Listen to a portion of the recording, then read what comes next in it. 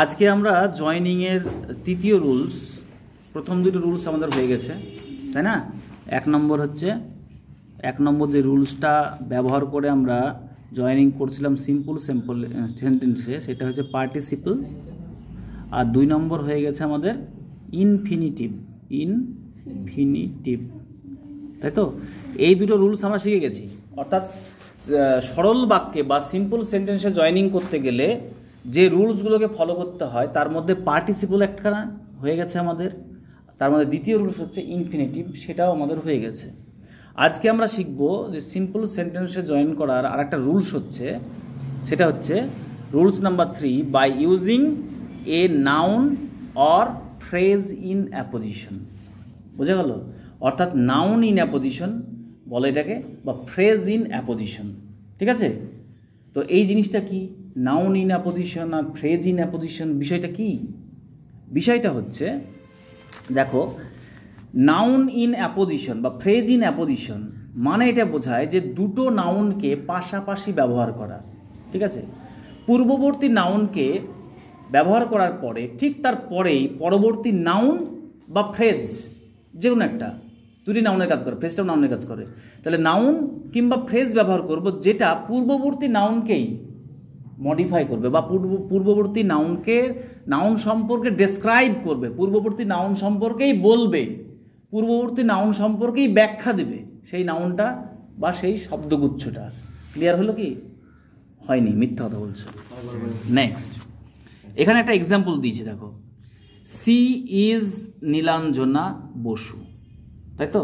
সে হচ্ছে নীলাঞ্জনা বসু। এই নীলাঞ্জনা বসু এটা কি নাউন না অ্যাডজেক্টিভ না প্রোনাউন না কি জিনিস?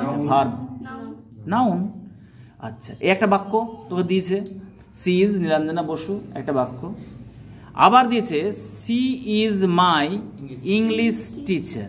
এখানে ইংলিশ আর এই টিচার, এই ইংলিশ টিচার মানে একসঙ্গে, শব্দটা একসঙ্গেই শব্দ, মানে ইংলিশ অ্যাডজেক্টিভ আর টিচার নাউন একসঙ্গে, দুটোকে আলাদা করতে পারবো কি? পারবো না। ইংলিশ টিচার, গুড বয় যেমন হয় না, English teacher.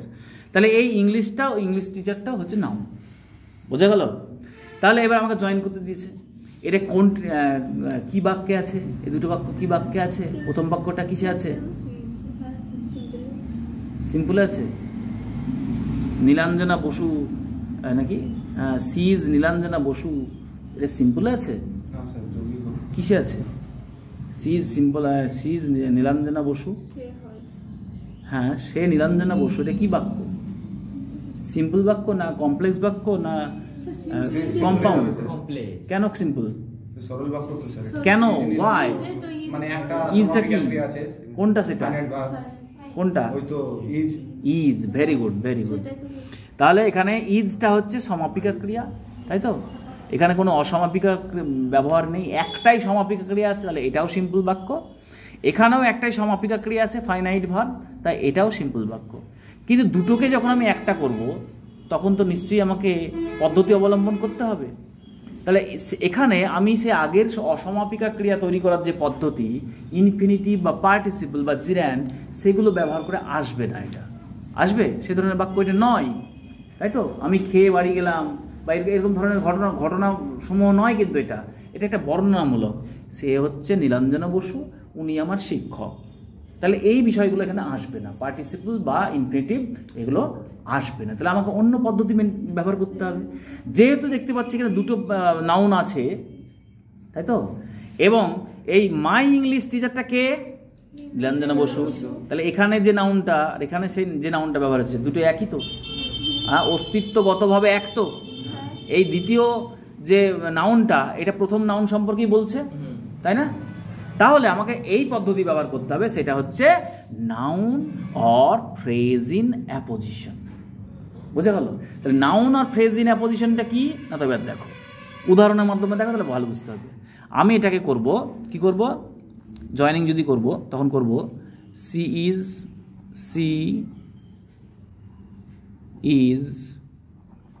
Nilanjana Basu, she is Nilanjana Basu,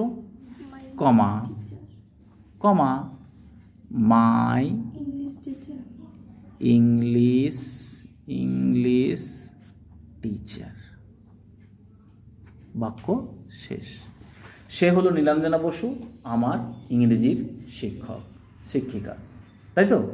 এই যেটা এখানে কি ব্যবহার করলাম, এটাকে বলছে নাউন ইন অ্যাপোজিশন, অর্থাৎ সি ইজ নীলাঞ্জনা বসু, এটাই বাক্য। কমপ্লিটলি যদি ধরি এটাকেই বাক্য বলা যায়, ফুল স্টপ দিয়ে দিলে হবে না। কিন্তু এই নীলাঞ্জনা বসু নাউনটা পরে একটা কমা দিয়ে আমি আবার নাউন বা ফ্রেজ ব্যবহার করলাম। যদি এক কথায় হয় তাহলে সেটা নাউন, আর এখানে মাই ইংলিশ টিচার পুরোটা হচ্ছে ফ্রেজ। এই মাই ইংলিশ টিচারটা কার সম্পর্কে বলছে, কার সম্পর্কে বর্ণনা দিচ্ছে? তাহলে এই যে তোমার ফ্রেজটা, শব্দগুচ্ছটা, এই শব্দগুচ্ছটাও নাউন, এবং এই নাউন সম্পর্কেই বলছে, পূর্বের নাউন সম্পর্কেই বলছে। তাহলে নাউন ইন অ্যাপোজিশন হচ্ছে সেইটা যেটা দুটি নাউন, এই একটা নাউন, এই একটা শব্দগুচ্ছ মানে সেই নাউন, ঠিক আছে? দুটি নাউন যখন পাশাপাশি বসে এবং পরবর্তী নাউনটা পূর্ববর্তী নাউন সম্পর্কেই বর্ণনা করে বা বলে, তাকেই বলে নাউন ইন অ্যাপোজিশন বা ফ্রেজ ইন অ্যাপোজিশন। এখানে ফ্রেজ ব্যবহার হয়েছে, কখনো কখনো নাউনও হতে পারে, শুধু একটা শব্দ নাউন হলে নাউন। বুঝা গেল? আর একটা এক্সাম্পল দিচ্ছি, Karim Babu is the head of our village. Karim Babu হচ্ছেন আমাদের গ্রামের প্রধান, তাই তো? মোড়ল, প্রধান। He is an honest man, তিনি হচ্ছেন একজন সৎ মানুষ। তাহলে এখানেও আমি দুটো বাক্য দিয়েছি, দুটোই হচ্ছে সিম্পল সেন্টেন্স, এবং দুটোকেই জয়েন করতে হবে আমাকে সিম্পল সেন্টেন্সে, অর্থাৎ একটাই ফাইনাইট ভার্ব রাখতে হবে। দেখো আগের বাক্যে একটাই ফাইনাইট ভার্ব আছে, দুটো ফাইনাইট ভার্ব কিন্তু নাই। এখানেও তাহলে আমাকে কি পদ্ধতি ব্যবহার করতে হবে না, তো আমি দেখতে পাচ্ছি এখানটায় যে করিম বাবু একটা নাউন, আর সে কেমন লোক সেটা কিন্তু বলছে পরের বাক্যে অ্যান অনেস্ট ম্যান, তাই না? তাহলে এই অ্যান অনেস্ট ম্যান এটাও নাউন, এই যে ম্যানটা নাউন, তো নাউনের আগে কিছু শব্দ যুক্ত হয়েছে, একটি সৎ মানুষ। তাহলে আসল অরিজিনাল হচ্ছে ম্যানটা হচ্ছে মেন নাউন, তাই তো? শব্দগুচ্ছ ব্যবহার হচ্ছে এখানটায়। তাহলে দেখো এটাকেও যদি আমি জয়েন করি নাউন ইন অ্যাপোজিশন, তাহলে আমাকে দুটো নাউন পাশাপাশি ব্যবহার করতে হবে, অর্থটাও ঠিক রাখতে হবে। তাই প্রথম বাক্যের অর্থ কি? করিম বাবু হচ্ছে আমাদের গ্রামের মোড়ল বা প্রধান, আর তিনি হচ্ছেন সৎ, দ্বিতীয় বাক্য। তাহলে আমরা এটাকে জয়েন করতে পারি করিম বাবু, করিম বাবু হলো। তাহলে এটা নাউন, নাউনের পর একটা কমা দেব, ঠিক আছে? অ্যান অনেস্ট ম্যান, একজন সৎ মানুষ, is the head of our village. Okay, তাহলে করিম বাবু একজন সৎ মানুষ, is the head of our village. বোঝা গেল? করিম বাবু একজন সৎ মানুষ, আমাদের গ্রামের মোড়ল। বুঝতে পেরেছ? তাহলে অ্যান অনেস্ট ম্যান, এই যে নাউনটা কাকে বলছে, কার সম্পর্কে বলছে? করিম বাবু সম্পর্কে। তাহলে প্রথমে একটা কমা ব্যবহার করতে হবে, তার সম্পর্কে আবার একটা নাউন ব্যবহার করতে হবে বা ফ্রেজ ব্যবহার করতে হবে, তারপর আবার কমা দিতে হবে, দিয়ে বাক্যটাকে পূর্ণ করতে হবে। অ্যাকচুয়ালি সাবজেক্ট কোনটা? এইটা, করিম বাবু। বোঝা গেল? করিম Babu is the head of our village, এটা হচ্ছে আসল বাক্য। করিম বাবু আমাদের গ্রামের মোড়ল, মাঝে ভরে দিলাম কমা দিয়ে অ্যান অনেস্ট ম্যান। বোঝা গেল? একজন সৎ মানুষ, করিম বাবু একজন সৎ মানুষ, আমাদের গ্রামের মোড়ল। আবার এটা ঘুরিয়েও করা যেতে পারে, করিম বাবু কমা দিয়ে the head of our village is an honest man, এটাও করতে পারি। কি করতে পারি? করিম বাবু, করিম বাবু কমা সে কে? The head of our village, এটাও শব্দগুচ্ছ এবং noun.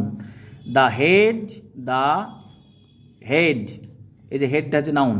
The head of our village, Karim Babu আমাদের গ্রামের মোড়ল, comma is an honest man, is an honest man, full stop. তাহলে Karim Babu, Karim Babu is an honest man, এটা হচ্ছে আসল বাক্য। করিম বাবু হচ্ছে একজন সৎ লোক, মাঝে কমা দিয়ে এই নাউন সম্পর্কে আবার শব্দগুচ্ছ ব্যবহার করা হয়েছে, যেটা তার সম্পর্কেই বলছে, আর এটাকেই বলছে নাউন ইন অ্যাপোজিশন বা ফ্রেজ ইন অ্যাপোজিশন। নেক্সট আরেকটা উদাহরণ, হি ইজ জন, সে হচ্ছে জন, মানে কারোর নাম John, he is John. He is my friend, সে আমার বন্ধু। দুটো বাক্য, দুটি সিম্পল সেন্টেন্স। এটাকে জয়েন করব ঠিক একই রকমভাবে আমি নাউন ইন অ্যাপোজিশন ব্যবহার করি। কি লিখব? হি ইজ জন, হলো সে হচ্ছে জন, এটা নাউন, কমা মাই ফ্রেন্ড, আমার বন্ধু। তাহলে এই যে নাউনটা আর এই যে নাউনটা, এই প্রথম নাউন সম্পর্কেই বলছে। জনটাকে তো মাই ফ্রেন্ড, কমা দিতে হবে। বাক্যটা যদি এখানে শেষ হয়ে যায় তাহলে ফুল স্টপ হয়ে গেল। যদি বাক্যটা শেষ না হয় তাহলে আবার কমা দিয়ে বাক্যটাকে পূর্ণ করতে হবে, যেমন আগের বাক্যে হয়েছে। আগের বাক্যে সি ইজ নীলাঞ্জনা বসু, এটা এই পদ্ধতিটা এটা একই ধরনের গেছে। এইটা দেখো, করিম বাবু the head of our village is an honest man. অর্থাৎ করিম বাবু সাবজেক্ট, ইজটা ভার্ব, বাকিটা অবজেক্ট, এই কমপ্লিমেন্ট। বোঝা গেল? তাহলে Karim Babu is an honest man, এটা হচ্ছে আসল বাক্য, মাঝে কমা দিয়ে হেড অফ আওয়ার ভিলেজ। ঠিক আছে, এবার তোমাদের ইয়েতে চলে আসো।